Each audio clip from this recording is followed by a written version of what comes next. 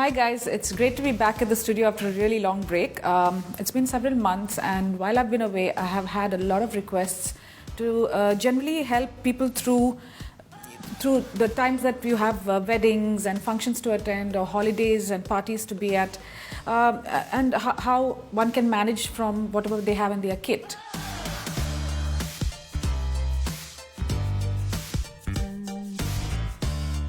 I've already moisturized her skin.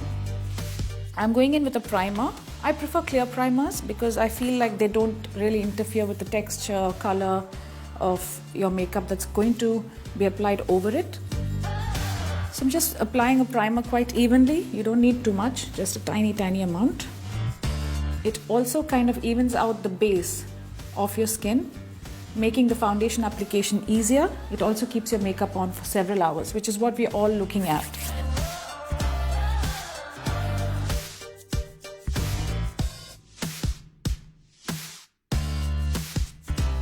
I'm going to use a very light base. So I'm going to use something that has lovely iridescence inside. It's already in the product. I like to brighten the center of the face. Again, remember when you're using something that's very iridescent or it has a bit of reflective quality to it, if you wear it all over your face, there is a tendency that you might end up making your face look round. So you don't want that. It's just all meant to be flattering and not overtly done. So I'm just adding a touch of this. You can use sponges, you can use your hands, whatever you find easy for you to blend with. I much prefer working with brushes because the very tip of the brushes touches the skin, so it has a nice feathery effect. It doesn't really come on strong. And with brushes you can control that.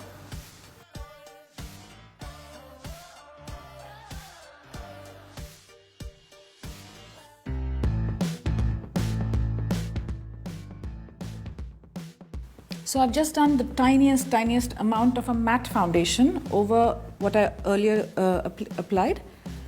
And there's no specific reason for this. I just find that mattes remain longer, they remain fresher. Don't worry about having put the sheen underneath. It will come through over a period of time. It all comes through the skin and adds brilliance to the makeup.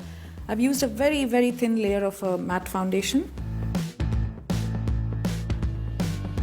I'm just also going to do a tiny bit of concealer under her eyes. So I'm going to use a slightly warmer concealer, and the warmer only because she needs to have some brightness. So I'm just going to use the slightly orangey peach concealer. I just need a fantastic base to get my eye makeup going. So for now, as you can see, there is a bit of an orange patch, but I need that because the orange will cancel the darkness and the dullness around her eyes.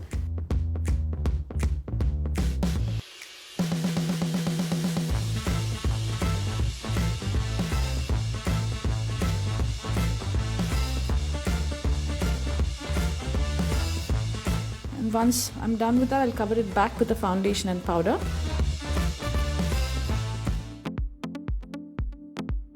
So I'm just going to dot a bit of a really lovely orangey pink actually. Blend that in upwards very softly. So it has the effect of a gentle blush from the skin. I'm not applying any contour on her. Instead, I'm placing the blush in such a way that it lifts her cheeks already. Just make sure that the concealer and the seam between the concealer and the blush is always blended so it doesn't look like two separate products. Just apply it on the apple of the cheeks and then train it towards any direction that you see fit for the person that you're doing the makeup on or for yourself.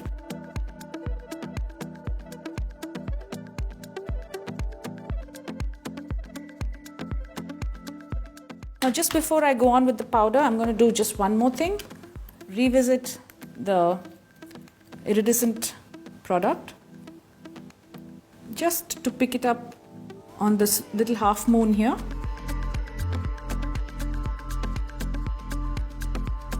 Now when you use products like this, the tendency is that you tend to either take it off completely by blending, especially with your fingers, or if you use a thicker brush, it kind of disappears into the tuft of the brush.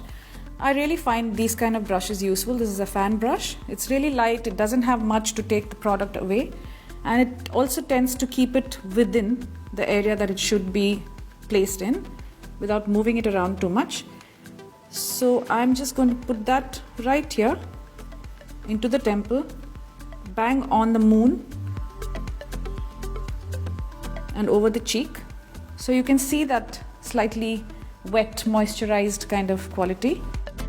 And use a very light hand. You don't want the product to disappear altogether because it's already creamy and you know that it's not meant for over handling. So as you can see, there's a soft, very dewy, moisturized look. Now I'm going to start applying the powder quite strategically without taking away what I've created here.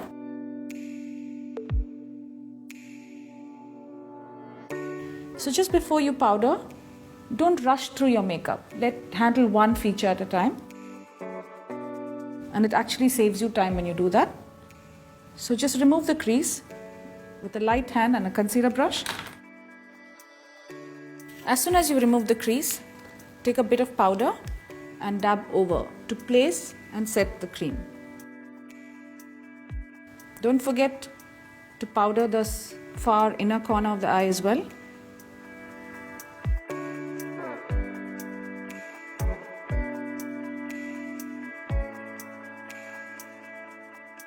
Alright, so now I'm just going to powder up around the areas that I see fit.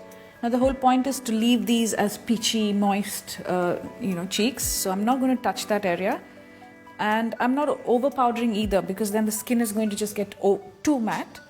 So using very little powder, just make sure you take away the unflattering bits of shine. So around here, basically very close to this, you take away the shine. So this stands out as a separate feature. Take away the shine around the nose. But I'm leaving the bridge of the nose so that still retains some kind of radiance. Again, close to the half moon and underneath the cheek. Everything else stays matte around. So as you can see, now the cheeks actually stand out as a separate feature.